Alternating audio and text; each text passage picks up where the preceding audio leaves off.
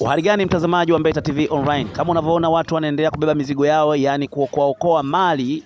Hapa ni mawasiliano, soko la mawasiliano simu 2000 jioni hii ya leo ya tarehe 4 mwezi huu hapa wa 3 2026. Soko la simu 2000 kama unavyoona hapo, jitihada za jeshi la zimamoto zinaendelea. Soko la simu 2000 kwa siku ya leo limeteketea vya kutosha. Wafanyabiashara wamepata hasara kubwa sana. Naweza nikasema kwamba vitu ambavyo vimeokolewa ni vitu vidogo kushinda ambavyo vimeteketea. Simu 2000 imeteketea kiukweli, imeteketea sana.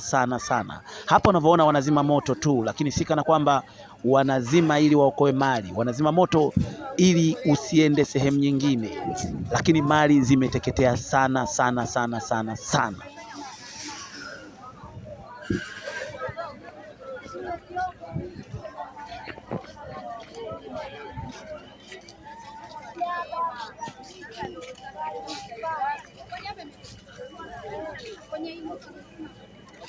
Haya ni maafa kwa namna moja au nyingine. Haya ni matatizo Tanzania. Yametukuta tena kama yalivyotukuta Kariakoo na masoko mengine yanayoungua. Hii ni hatari sana kwa wafanyabiashara wanaokutwa na adha hii. Yaweza kuwa hapa kuna wafanyabiashara waliotoka Kariakoo baada ya kuungua katika hali ya kutafuta sehemu zingine, wakawa wamefika maeneo haya, wamepata place, lakini kwa siku ya leo tena inawakuta hii.